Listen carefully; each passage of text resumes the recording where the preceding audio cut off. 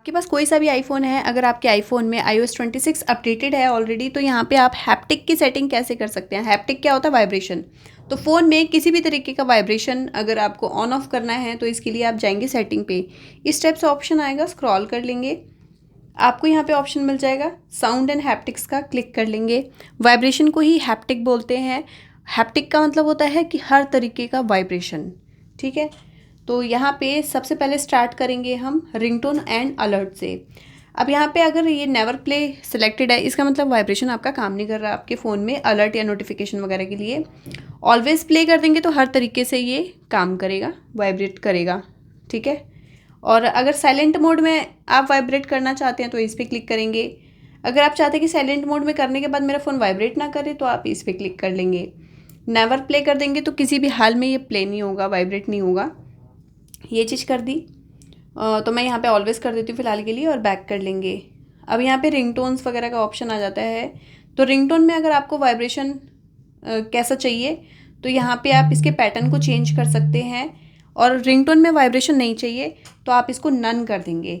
आप create new vibrate भी कर सकते हैं, न्यू वाइब्रेशन अपने हिसाब से क्रिएट कर सकते हैं यहाँ पे प्ले कर करके। बट यहाँ पे नन कर दिया मैंने क्योंकि मेरे को रिंगटोन के साथ वाइब्रेशन नहीं चाहिए। इसी तरह से टेक्स्ट टोन, जो मैसेज आते हैं आपके पास, उसका वाइब्रेशन यहाँ से आप नन कर सकते हैं या फिर चेंज कर सकते हैं। अब जो पैटर्न आप चेंज करेंगे इसके लिए आपको फ़ोन को एक हाथ में पकड़ना होगा और यहाँ से चेंज करेंगे तो आपको फील होगा जो भी वाइब्रेट कर रहा है, तो आप अपने हिसाब से कर लेंगे।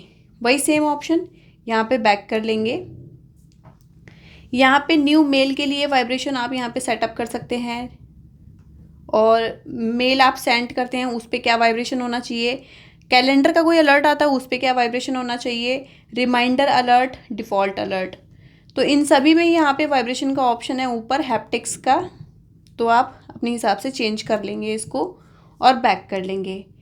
ये तो हो गए रिंगटोन एंड अलर्ट की बारी। और अब यहाँ पे बात कर लेते हैं कीबोर्ड की, जिसमें आप टाइपिंग करते हैं। टाइपिंग पे अगर वाइब्रेशन आपको नहीं चाहिए तो यहाँ से बंद कर लेंगे। टाइपिंग का साउंड यहाँ से मैंने ऑलरेडी ऑफ़ कर रखा है, वाइब्रेशन भी यहाँ से ऑफ़ कर लिया है ताकि मैं टाइप करूँ तो किसी को साउंड ना जाए।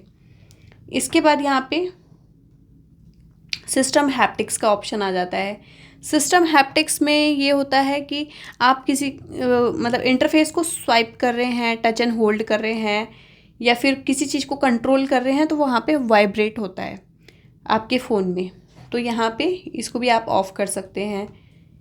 इसके बाद ये सारी सेटिंग करने के बाद आप बैक चले जाएंगे और अब यहाँ पे बारी आ जाती है हैप्टिक लिखेंगे।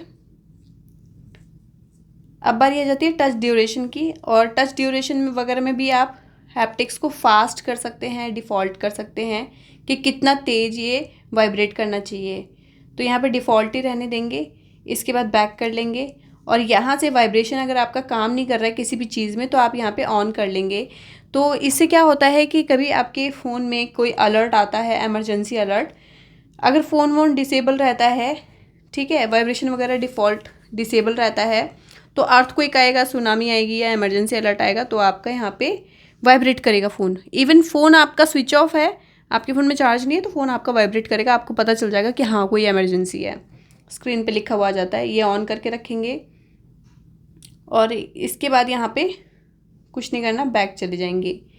तो कुछ इस टाइप से आप यहाँ पे फुल सेटिंग कर लेंगे वाइब्रेशन की। आई होप ये वीडियो आपको ज़रूर पसंद आया होगा। मिलते हैं नेक्स्ट वीडियो में, तब तक के लिए नमस्कार।